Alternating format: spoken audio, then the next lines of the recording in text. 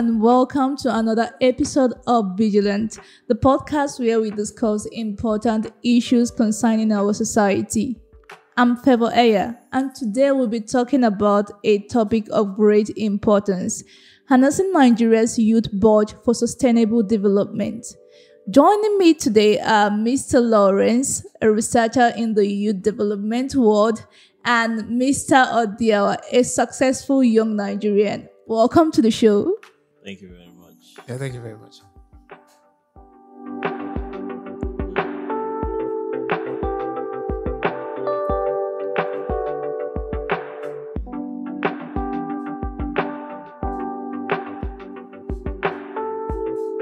Alright, let's get to what we have today. Nigeria's population is projected to reach 236 million by 2030, with a significant portion being youth aged 15 to 34. This youth bulge holds immense potential to drive economic growth, innovation, and social progress, but it can also lead to social unrest and economic stagnation if not harnessed effectively.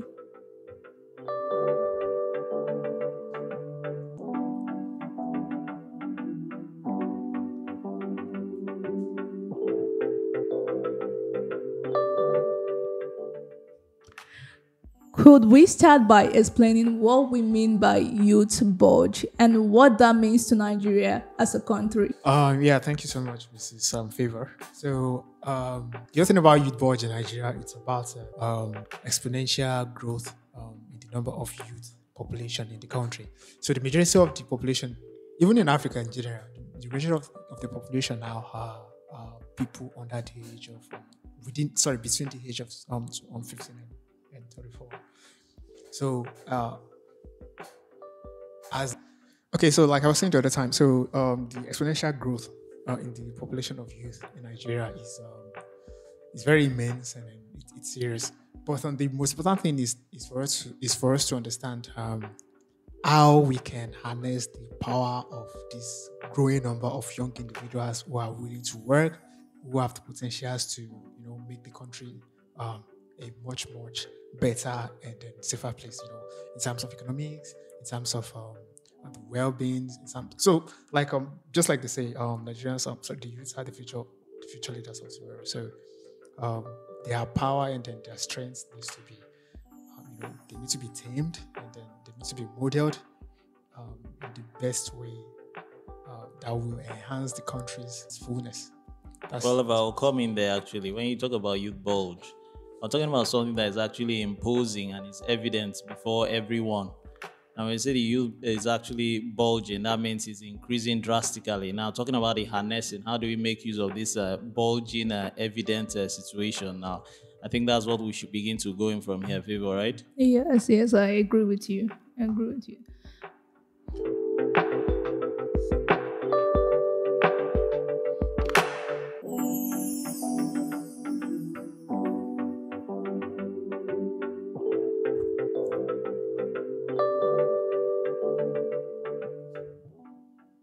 Okay, the next question that we have to talk on is, despite this potential, there are significant hurdles.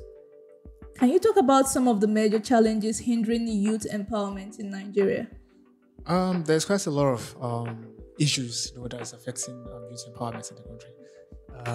I think one of them is the fact that the resources that we have is not sufficient for everyone. Just like I mentioned earlier, the majority of us are youth, almost everybody. Everywhere you go, you see young individuals, because people are just giving back to kids, and then even the ones that the ones who are supposed to, please let's cut that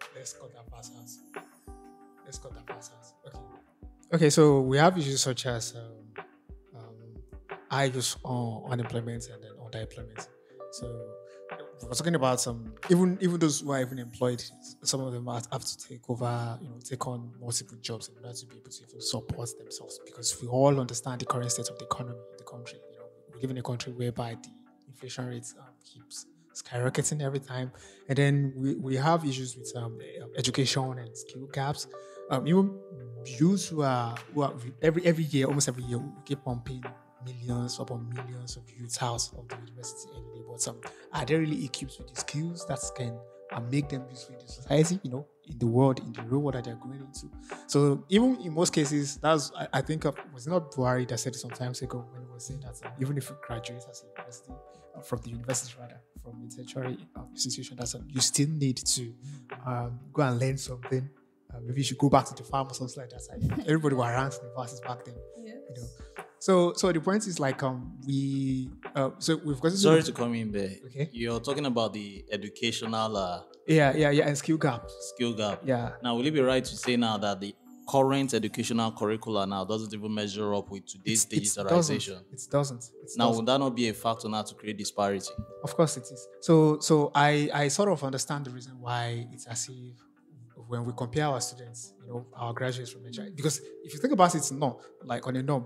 Majority of our graduates, sometimes they have to work extra hard, in order for them to be able to measure up with their foreign counterparts. Because if you are only relying on what you're being taught from the university, you realize that you're still making use of 1970s curriculum, which are way more outdated. So our medical doctors, for example, our graduates, the skills, the operation skills for doing operations like surgical operations. Exactly. The medical terms and stuff like that. They are not really on par with it. No, like they're not really on par with modern medicine. Not like in totality, but you should get the point I'm trying to make. So, like there's this gap between our educational systems as far as the Nigerian system is concerned. Like, because I think it also has to do with the budget. It's as if the government doesn't really. Okay, now if the budget now is coming from the government now. Exactly. Are we right to say now that the budget is being rationed when it comes to the education sector? I don't think it is, because if you think about it, I think there was a time, I don't know, please don't quote me on this. I think there was a time they said that the Nigerian education budget, like from the federal level, it's about it's not 6% of thereabouts in the total budget. And then we have people like the big boss in the upper house, like the Senate, and then the lower house is House of Representatives. The Green Chamber. Exactly. That's I think they are gulping about 15% of the annual budget. Just those two people, those two chambers, whereby we have education that's it's even much more important, but we pay less attention to that. So that's part of the issues that we have. And then we have limited access, like issues concerning this, like the question she asked earlier. We have issue pertaining to limited access to resources. Schools. Okay, imagine schools, universities, or even secondary schools, whereby they don't even have access to computers. But okay, now JAMB is saying exams like JAMB exams, like UTME exams are computer-based like CBT. But even these kids that are going to be writing CBTs have never really worked or interacted with a computer in their life. So how do you want them to even fathom the prayer that it's a one-day exam that you have to learn everything that same day and do the exam that same day? You understand? So all those kind of things leads to mass failure, because now they're ranting that there's mass failure and stuff like that. But we should also understand the psychological effects those things have on kids. Exactly. We've actually talked about something like this on the Vigilant podcast about the UTME score. The students are being blamed, but at the other hand, those people have responsibilities to take, to work on. Like a student will be preparing to write an exam, but then they have never sat before a computer system to know how this works. Though they say that, we have mock exams that we do write, we do make available for them to sit and test how it will be on that very day. But how many of them actually sit for that very mock exam? Exactly. We have one computer for 20 students, So how are they all going to interact with that single computer? I think the thing there which we are missing link is actually planning. Okay. Because when you fail to plan, you've actually even started failing already. And it has to do with the organizers. Sure. If you're talking about now, for instance, now the school, it starts from the secondary school. Now you get to some secondary schools now, they have no ceilings. Some of them practically have to sit on the floor to learn. Sure. Now, not being conducive enough, I don't think such a school now will be able to afford computers for the students to even keep up. Of course. So now, who will be held accountable now for these missing links? The government. So that was why we said... Is it the government alone? What about the people? Yeah. Don't they have to come in? So- Do they still have that might as they used to have back then compared to now? So I think it still falls on the government. So the thing we should understand is this. I usually say one thing. I usually crack a joke with my friends. That's let's say Lagos, because it used to be of the opinion that Lagos State is so successful, blah blah blah. It's from Lagos. So anytime we're arguing, because I'm from Ekiti, so you'll be like Lagos is better, blah blah blah. So I used to say something like that thing used to piss him off. I'll be like, let's say today all the private companies in Lagos, all of them pack their things and remove their buildings and carry those buildings and take them along. Yes. Do you think Lagos is just going to be like Abeokuta? Like it's just going to be a bunch of brown. Abeokuta is actually developed. Exactly. It's just going to be compared to how it's going to look like. Yeah, it's just going to be like Ekiti too. It's just going to be small bungalow houses, brown roofings. So like the point I'm trying to make is like the government should at least do something like, okay, what are they now doing? Like, okay, because they've sold everything. They've sold in order to be able to able to manage other things. So they had to sell off some assets rather. Okay, take for example, they sold off the power holding company. I think it was NEPA before. They sold it off. They sold other. I think. Okay, now with these government institutions, now are you trying to say the government is being faulted for practicing privatization instead of a mixed economy? No, I'm not saying no. I'm not faulting them for the privatization part. I'm faulting them that the little that they're supposed to do it. Okay, take for example, electricity is generated by most Nigerians themselves. Water is generated by most people themselves. Everybody have boreholes in their house. Everybody is generating their water themselves. Everybody is generating their electricity themselves. So okay, guys, what are you doing? Like, what else are you doing? All right, so you get the point I'm trying to make. Like, okay, like the little the governments are supposed to do, or the government is supposed to do as a body, they're supposed to do it. And that includes, and that is mostly, you understand, government-funded schools are nothing to rise from about. Like, they are so horrible. There's a school in the Ekiti State. The name of the school is CSA. The school, just in front of the school, is another private school. Luxury. So it's a Photoshop affair. Exactly. You understand? So sometimes I'll be like, Works and opposites. exactly, like kids from this place, like how would they be feeling whenever It's the they're rich looking, versus the poor. exactly, like looking at themselves in front of one another. You get the point I'm trying to make. So yeah, so I think the government, because that's where it starts. You know, it starts from the grassroots. It starts from the primary level. You know, from the primary to the secondary, then to the tertiary. So it is what you've imbibed into them from the primary level. That's what they will take home. And then we are moving fast into the world of computer. Okay, now take for example, we're still talking about current affairs. You know, they're still teaching kids, because you see them advertising current affairs up and down every time. Like go and learn the presidents of Nigeria, the constitution, the day Nigeria collected independence, blah blah blah. And I'll be like, who needs such information now? Nobody needs those information. Go to Google, go to ChatGPT, type in those information, and ChatGPT will relay everything back to you. We're supposed to be moving towards the future, because, like it or not, AI is here to stay, and there's nothing we will do about it. Like, there's nothing we can do about it, and it will keep stealing people's job. What happens when the youth... Okay, for instance, now, let me come in here now. We have mostly elderly people in our part of the world whereby they are always right. Yeah. The young person is never Yeah, right, it even when happens the there older too. person is right. Yeah. So a situation whereby we have campaigns like Not Too Young to Run, Yaga.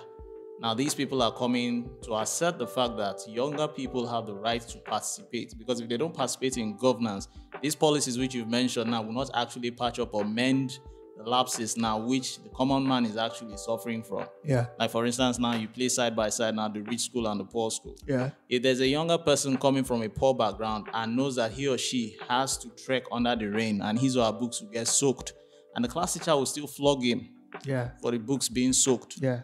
it becomes a problem. Of course. Compared to the rich kid Yeah. who is being chauffeured with a Lexus Yeah. down to the school. And of course, the gateman will also bring out an umbrella to walk the course. child to the classroom. We Of will course. ask, what class are you in? Yeah. So these are things we should also weigh. If a younger person now who actually was under the rain now begins to campaign when he's old enough to campaign, when the constitution actually states, okay, from 18 years old, you are right, you can contest. Yeah. Then we now have an older person who says, Igbo small boy, let me borrow a language from the Igbo boys. Yeah. Now, when you're too small to run, because will that not dampen the morale of that person to actually come in to actually play pivotal roles? Yeah. So I think the core problem that we have, and I think our leaders are actually utilizing that problem to exploit us.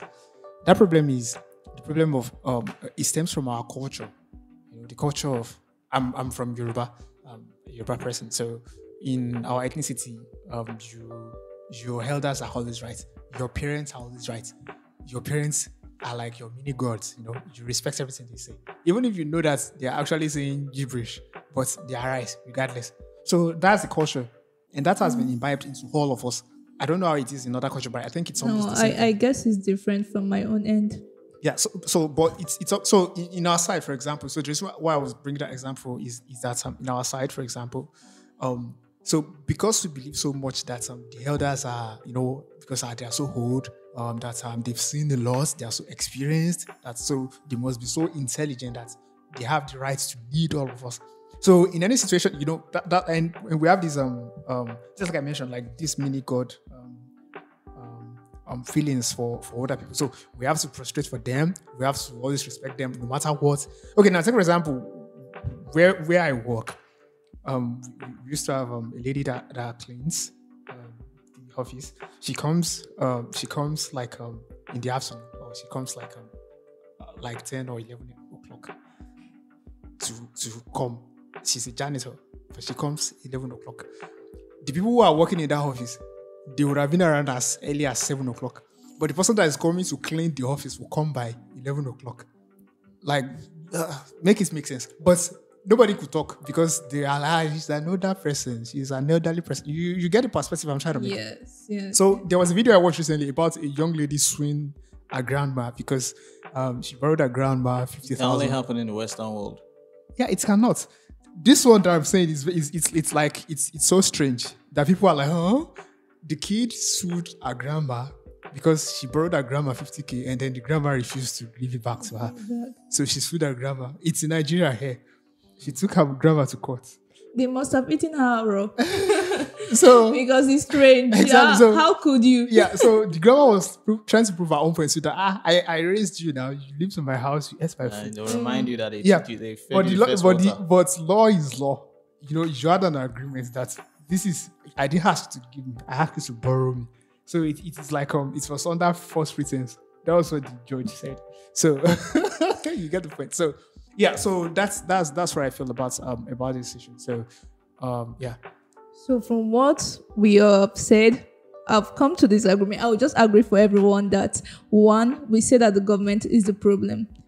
The private sectors are doing the much that they can. So the little part that they have to cover up for, they are not doing it. And again, we said that the elders too, taking advantage of their old age, are adding up to our problems. Of course. So this one, it has been profounded and stamped. We move on to the next level. All right, thank you.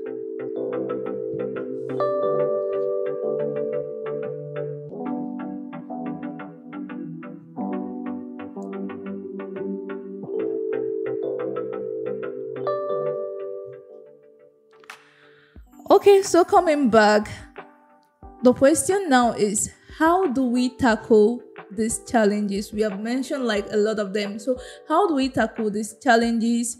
What are some strategies that can help empower Nigerian youths?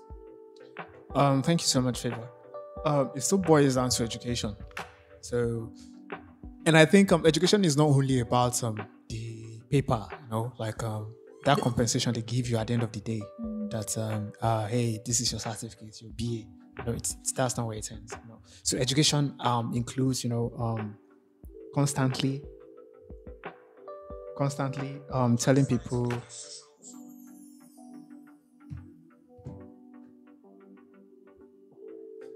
So it boils down to education, just like I mentioned earlier. So like I mentioned, education is not only about the papers that you get at the end of your 4 years degree. So it also includes, vocational trainings, of course, everything that has to be certified, in order to certify you that, yes, you really did this and then you passed. So yeah, so education is very, very paramount. We need to be educated on the modern things, We need to, so just like I mentioned earlier. We need to be educated on the modern things. On modern things. But if we look back in history, things were more theoretical, which we are still practicing now. things are much more practical now, judging from this program Yeah. they call STEM, which is science, technology, engineering, and mathematics. Yeah, Now, yeah. how are we not even receptive to this advancement now, based on digital literacy? So it also still boils down to investment and resource disparity. You know, we have engineering graduates in Nigeria. Don't forget that. Yeah. We have a lot of them, but we are not even making panels of a charger. You know, smartphone chargers. They're just We're not graduates on paper. Yeah, we're not even making We're not even making panels. Like we can't even make panels, but we have graduates. We have people who are studying aeronautic engineering in Nigeria, and I'll be like, sometimes like, okay, where do you want to work with us? NCAA. You see them in bank, aeronautic engineering bank. You get it. So Yes, like yes. So there is this resource disparity. So and we all get it. Maybe that's why people are trying to like travel abroad to get the green patch. Even this strive that you've had for those 4 years, you see graduates at the end of the day, and then your salary is never up to par with the struggles that you've went through and then the certification that you have, compared to your, let's say, your Western counterparts. So it's the environment it's as if the environment doesn't really want you to succeed. The way it's like the system is built in such a way that it keeps some people, it's just keep you here, and then the people who are here are just going to stay there. I was watching a video by Femi Lazarus, and that was last year. I also watched that video again on someone's phone this year, and it was a case of the powerful don't want the poor To get to them. to become powerful. Yeah. In the sense that they make sure they create a framework Yeah. whereby the poor remains poor and remains dependent on the powerful. Yeah. So will you agree now that a system now has been brought up to the design such that even these graduates in question are feeling more comfortable where they are rather than being ambitious? It's not like, so I think Not all, I mean some. yeah, I get. So I beg to differ in that regard. The reason why I'm saying that is because I don't think anybody wants to remain where they are. Settle for less. Now, less is the term settling for less is very, very subjective. Okay, take for example somebody in Brene Magaji in Zamfara State, a very small remote town. Is settling for less in Brene Magaji might be maybe he wasn't able to farm. He couldn't afford to buy a farmland in order to be able to farm. He couldn't marry maybe more than 4 wives, stuff like that. So the point I'm trying to make is like it's very subjective. So we all have what we are aiming for, and then our environment is what is going to shape us. It's what is going to shape our vision and what we want to become. So somebody who is in Lagos, who sees Lamborghini every day, or somebody who is in Brene Magaji who sees donkey Cows every day, or who sees donkey every day. So it might be okay. By the time I'm 30 years old, I want to buy 10 donkeys. Why? Lagosian will be like, okay, by the time I'm 30, I want to buy. so what you see influences the mind. Exactly. Okay. So that's why I said settling for less is very subjective. However, your inability to actually meet what you even want to be, like to even meet the bare minimum of what you actually aim to where you aim to reach, that's where the problem starts from. And then because, just like I mentioned earlier, because the environment is so toxic that it's going to be very hard for you to even grow in the first place. So it makes people just sort of give up. Like, Yes, discourages them. yeah, like Dampens the morale. Yes. exactly. So you've been studying, you've been doing all this, you've been doing all that, but okay, you finally even got the job, but okay, now what? So it's not like the poor wants to be poor, Exactly. but it's like they're being fixed there. You cannot Exactly. You move. can't move. It's not by choice. Exactly. not So by it's choice. a system. It's a system that has been built Exactly. to keep them where they Keep you are, where and they you will are. just keep rotating. So at it's same a rat points. race. If you're working in Lagos, for example, think about it. Majority of people that work on the island, like, because most of concentration of jobs are on the island. On the island. Now, 90% of people that work on the island lives On the mainland. lives on the mainland. Now, if you know the kind of ash and toxic situation that you have to go through every single day to go to work, to go ahead, maybe by the time you break your salary down, maybe it's 10,000 naira per day, because let's say if you break everything down, okay, my salary every day is 10,000. So you have to go through that order to make 10,000 naira, and 10,000 naira is like how much is 10,000 in dollar? Maybe $20 or thereabouts. It's up to $20. You get the benefit. So So now you compare. So you now be thinking about yourself. Like, okay, I know people who traveled abroad now. See what they are able to achieve now. Even if they are not even able to achieve it, but the fact that you add exchange rates, $1 is 1,000. Yeah. You be like, I want to go there too. You want to go there by any means. Like you want to be like them. So that's what brings all this Jaguar syndrome and so on and so forth. Because so everybody just wants to leave the system because we feel like the system is built to. So you understand. So you even don't want to even go to the work because the environment of the work is not even conducive. To get to the work is crazy. Okay, we are in rainy season now. Traffic every time. There's no Bad road. Exactly. There's no good road network. And Lagos is more or less like the economic hub in Nigeria. Imagine, Lagos is the only economic hub in Nigeria. 36 states. But it's only Lagos that we can say, Lagos is like the best economy in the whole 36. Honestly, I just feel we still have a long way to exactly. go. So we still have a long way to go. The diversification is very limited. It's narrow. It's like a big funnel. And just like I mentioned earlier, we keep pumping out millions of graduates every year. Next year we'll have several millions being pumped into the market again. Just keep flooding it. So it's crazy. So just like I mentioned earlier, like we need to harness this youth power. So I would like to ask, what about youth participation in governance? How important is that? It's very, very important.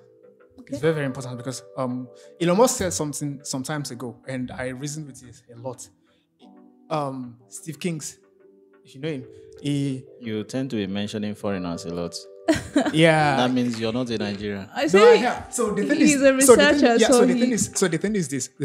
The thing why I kept mentioning foreigners is so one thing we should always understand about life, and this thing usually bothers me about when people say we shouldn't mimic the white people, blah blah blah. That if white people didn't colonize us, that we wouldn't have been exposed. Some say that we would have been exposed on our own. There are so many schools of thoughts concerning that. Yeah. So why I'm not saying we should have been colonized, like it's not like the proper process, but I sort of believe that since the beginning of time, I think the way the world is, nobody's an island, so you have to mingle with another society. Yes. To learn from that society, and then you exchange values. Yes. So that's the way it's supposed to be. So let's take the fact that they actually exchange values, but the process through which they did that is not acceptable. Yeah, it's not acceptable. Yeah. But let's just leave the past. Let's face it, because we'll keep holding ourselves back. We keep saying, it's because they colonized us. That's why we are still. No. That's not why. So now, facing the fact, the reason why I wanted to reference what Elon Musk said the other time was that the man asked, because he's a tech person, so he was asking him that wouldn't he like to live forever? Being a tech billionaire, you are the richest man in the world, blah, blah, blah. He was like, no, I don't want to live forever. That people shouldn't even strive to live forever. So the man was like, why? He said, because there won't be growth. Because old ideas will continue. Because things need to change in order for the society to move on. Yes. So ideas need to change. And then most ideas will not change if those old people are still alive. Exactly. That was exactly what it is. I'm paraphrasing though, but something like that. So based on governance now, we actually need a Jerry Rawlings now. Yeah, so I think we just need new minds, new ideology. I actually don't believe, what's the name of this man, Charles Darwin, about evolution. But the only part that I believe in evolution is what I'm seeing. I cannot compare the way I reason to the way this younger generation reasons. So I just believe that as generations keep coming up, the mind, the brain keeps developing. Of emphasis, we need to state the generations. Because now I hear there's Gen Alpha after the Gen Z. Yes, I'm a Gen Z, and I can't compare the way they think. Those kids, they are very, very smart. Sure. They are very smart. And imagine they are that small, they are that young, when they should grow up to our age. Coming to the part of elders too, I think they just think that their own is just alpha and the omega. But they don't want to accept that fact that Your time Your don't time is expire. Yes. So it now boils down to a case of when an elder says, "What we see sitting here," even though you climb an Iroko tree, Nah, you will not it's- see. no, But that forget phase it. now is I Forget don't it. believe that. Forget it. It's not a case of what a Gen Alpha sees with a drone. Yeah, that's the fact. Exactly. An elder on a stool cannot sight. Yeah. So just like I mentioned, it's an evolution, like Yeah. you said. There was a time that some people who are riding donkeys, like who use donkeys as their taxis, they were making money until cars came. So those people are No, chariots. no, yeah, like but until when mechanical cars came. So those Okay. people were out of business. They either had to blend or Give up. give up. So we are not, just like I mentioned, so we are now in this evolution of AI, for example. And do you know how many people got fired from their jobs? Like thousands of people that got fired between 2022 and last year. Even up to now, people still get fired from big companies, multi-billion dollar, because companies realize that we can outsource these jobs to AI. Because 10 of you, why can't you just ask ChatGPT to run these things? And these softwares are doing it efficiently, not as, but I think we're in ChatGPT version 4. Now, with what the computer is able to do, the computer it's so smart that it can generate an entire advertisement for you via a prompt. Okay. Drone shots, individuals, generate people, generate faces, generate scenarios, generate everything, music, background music, and so things that would take an entire million dollar production, like you understand, like budgets to do. You just write a prompt and then you get everything done. So it's a threat. Tyler Perry had to pause his studio creation because of AI. He said it's a threat because he was working on expanding his studio. That his studios that he wants to expand his studio production and stuff like that. But he had to pause it because he realized that was the point when there's AI that can even do. So it's now a threat to even the music to movie industry itself. So they either have to accept it and blend with it, or go out of business. So that's the future. So it's become even programmers are even scared that once AI even take our jobs, designers, everybody are scared. Everybody's running a task. So you know what I want you to do now? Can you, all you've said makes so much sense. I love them. They are very beautiful. Can you now put this in the picture of governance, politics? So yeah, so just like we mentioned, yes, the elders have been there. They have the experience, sure. But we can work hand in hand. Just like we said, it's all about intermingling. So the youths and then the health. Although some youths have been bad eggs in Nigeria, I think we've heard about the cases of Bankole. Not even that one. That lady, Better Head. Yeah. So we've heard of cases of some. Should I say they are just more or less like black sheep? They are not really representing the entirety of the youth. They are youths that are really, really ready to do the work.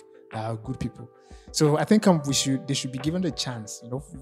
It's not bad if we have a 40-year-old president. Macron was 45 when Macron is too far. Let's talk about Senegal. Bashir Faye. Yeah, 44. that young man. So we can try that to Nigeria. Everything's not elders. It's not only about elders, please. Because I have this ideology that if a country has a young leader, their mentality is just new, creative, innovative. But when you are old, as your brain is depreciating, and you want to go and take hold of leadership, that's how the country will keep depreciating. Sure. So I think that the idea of we having young people in governance is not even something that we should debate so much on. It's crystal clear. Sure. It's glaring. So we don't even have to talk much on that. Yeah. And with that, we go over to the next segment.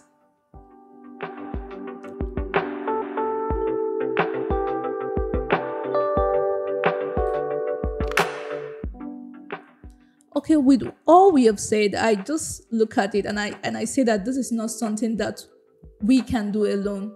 This is not something that can be achieved alone. So it sounds like a collaborative effort is needed. So can you explain the role of different stakeholders in this process? Yeah, thank you so much, Ms. Favor. So number one, it starts from the government. Everything starts from the government because governments are more or less like our big daddy. So I think the government needs to create some policies that are going to be vital to crafting, that is going to support some youth development in the country. They also need to invest in several. And I'm sorry to draw back. Sometimes maybe it's incompetence or I don't know, or maybe corruption or incompetence. I don't know which one it is in between the two. Yeah, side by side. Yeah, incompetence and corruption. So it's not like governments are not, because most of us we've all served in NYC. There's this thing they call Said. Yes. Yeah. So Said, the point of Said is that okay, you graduated, you study computer science or whatever you study. Okay, at least come and learn something vocational. Come and learn the vocation. Come and learn videography. Come and just learn it. Like just keep it on the side. Yes. You understand? So those things could have been incentivized. So okay, we'll take for example, maybe the first 100 best students that passed in this side, we'll give them, we'll invest into them. Something like that. Like there should be incentives, and I'm sure governments used to do those incentives, but just like I mentioned, maybe it's corruption or incompetence, but somehow the money or the resources never trickle down to the people that actually need it. It's just going to stay at the top. You will hear it from the top that, government is paying 100 million to sponsor Said. But, okay, where is the 100 million? It's pilfered. Just like they do with palliative. Exactly. They just do it, and it never gets to where it's supposed to be. But the annoying thing is that we have officials, like we have agencies that are supposed to tackle these things. That's why we have ICPC. I think we have like two of them, ICPC and EFCC. But the only people EFCC seems to chase are Yahoo boys. That's the only people that they seem to chase. And the ICPC, I don't even know what ICPC Yahoo boys does. that are not actually Yahoo boys. Maybe kids that are trading Bitcoin, cryptocurrency, and all of a sudden, because you have dreadlocks, you're a Yahoo boy. It also boils down to what we said earlier about the fact that the systems even want to keep you poor rather. So Nigeria, if the fact that you are a young person and you are making it, maybe you've struggled, you're able to figure out something by yourself. Maybe you're creating content, or you are a blogger, or you had a small business that you're doing and then it's boomed or something. But the fact that you are young, it becomes a problem. You become a threat to the society. Okay. The people he's a ritualist, he's a young boy, he's too young to be driving Benz now. You understand? So it becomes the fact that you're ever young and you're making it is a problem. You are a threat. You're supposed to get old before you make it. You understand? So when you have to put on glasses to drive that your car to see what you're operating. So you will become a threat. The fact so it's a problem. So it's a problem. And then I think, just like I said, it's not even about reorienting our elders. I think the generation has to go first. There's something we can do about it. The generation has to go. If that generation goes, it's not a case of sifting. They have to go. Yeah, they have to go. If that generation goes, then I'm sure the Gen X people. I mean, Gen X's were. Is it Gen X? Yeah, the people born in the 70s. The Gen X's were very, they are more advanced than we have the millennials, and then so those generations, like everybody start picking up, from there. So the orientation is different compared to those baby boomers, from the World War eras, those old people. I'm going to be old. It's not like shout out to old people. One thing is that you've got that perspective, and you are like enlightened and know that when I get to this particular point in my life, I have to give way to the next generation to do their thing. Okay, so so back to what we were saying about the stakeholders. So like I mentioned, it starts from the government, and then the government needs to hold itself accountable. Very, very accountable. The government needs to be strict. I think we even need a government that is so strict and scary. Like this Chinese. Buhari Diagbo or King Jong-un. Russia? No, I'm talking about like Russia or China. Putin. Yeah, like China. Like this kind of government that even the officials cannot mess with, because you know what is going to happen if you mess with him. You understand? Like it's scary. It's Nigeria needs to be high. Discipline. Exactly. Nigeria needs to be ruled with high on hand. Because of that lack of discipline, that's why people in government are just doing anyhow. And the president will not be able to do anything. And I also think it's because we are too much. Because within the cabinet of the presidency itself, like the presidency as a body, you have like maybe 100 people. The president wants to travel, thousands of people be following the president to travel. Like, what are they doing? This is special advisor to the special advisor. Another special advisor to the Gangs. special advisor. You know, like one special advisor, we have 4 special advisors. Gangs of advisors. Gangs of Abuja. Exactly. So even before an information gets to the president, you know, it would have been muddled, because sometimes, and most of these people are just yes men, you know, because they want to keep their job. So, yes sir. So it's whatever the president says that. But what you said now, the age bracket of these people now, they happen to be youths. Yeah. So Now, being youths, don't they realize and recognize the fact that this yes ma or yes sir orientation is actually psychophancy? yeah, they do. It's not like they don't know. They are not psychopaths. Although some politicians are psychopaths, let's be sincere. Because if they are not psychopaths, you're not going to treat your people so horribly, and then you won't have any remorse for them. The obvious thing is that I think that most of them are looking out for their stomachs, and some of them are being puppets so that they can get to the position that they wish to be. And when they get there, they can now unleash. Yeah. It takes the wise one to do that. But the other part of it is that most of them are looking out for their own pockets. Yeah. So it boils down. But there's a reason for that kind of behavior. That's one thing we should know. You get, like, such behavior doesn't just spring out of the blue one day. Like I mentioned earlier, it boils down to the culture. Okay, yes. Just the fact that you recognize, this president, our president is 77 years old. Me, I'm just 30 years old. You know, I can't say, no, sir, what you are saying is wrong, sir. But just the fact that he's my boss, one, he's the president, too, I don't want to go back to the street. If he fires me, where will I start from? And then because he's the president, he can blackball me. Yeah, he can blackball me, and then my life will be ruined forever. He can make a call that this guy, he must never get a job again. And that's it. So you get that kind of power. So it boils down to the cultural part. Okay, so in the beginning, we've talked about the government. I was hoping to hear about private sectors, CSOs, because I said it's going to be a collabo in order for us to achieve this. So what are these other bodies? What are they going to do? Just fusing everything with private sector? It boils down to, it's a collaborative effort. Definitely, you know, the government alone cannot do it. So, and then we are not really running on a communist economy. I think it's a mixed economy in Nigeria. So, so the government needs to collaborate with private organizations, prospective private organizations that are willing to work with them, and then not bribe their way out of things, and then expecting bribe from private organizations that want to actually help do things into the country. So that's one. Then civil society organizations. You know, there should be empowerment programs. You know, I'm very sure there are several NGOs that are willing to do something like this. I'm talking about the likes of the Future Project, the Code Focus, which have meant to enhance youth empowerment through leadership trainings and mentorship programs, and then civic engagement initiatives. Then we need to also bridge the gap between.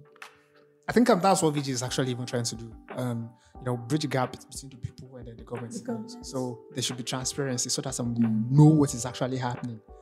So, what about people who are in the chain of command between the governments, the private sector, and the civil societies? When they get greedy in the process, are there mechanisms in place to actually checkmate these excesses? Yeah. So I think there should be agencies.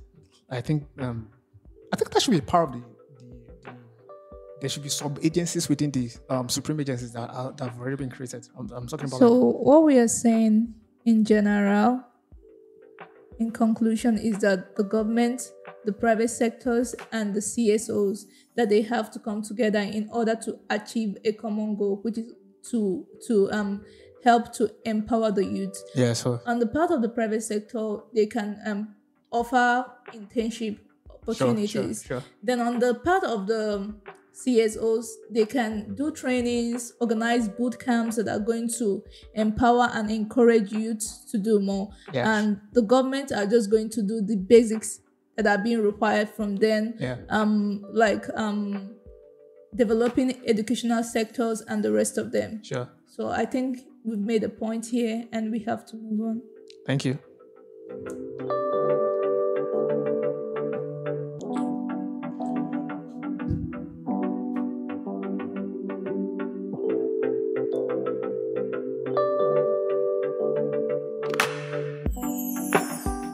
All right, I think we've talked about a lot of educational, informative, so many things. So let's just look at some of the success stories. Can you share an example of a successful youth-led initiative? There's a lot of them. Okay. A lot. And then that shows that there's still a bright light at the end of the corner of the tunnel. Is that how they used to say it? All right, thank you. So we have the likes of Paystack. Paystack is very, very popular. All of us know Paystack.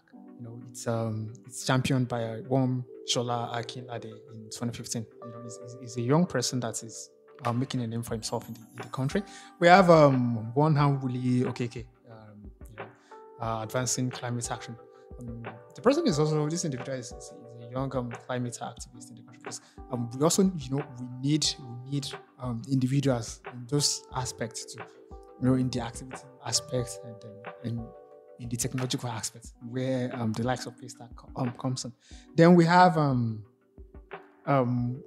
Code for Africa, which is Code for Nigeria rather, which is meant to bridge the gap between the tech gap in the country. Because if you remember earlier, we spoke about some tech discrepancies in the country among the youths. So all of these individuals, they are innovative and they are even doing things on their own without necessarily looking up to the government to sort them out. So I think there's still going to be this. I have hope that things are going to be much more better.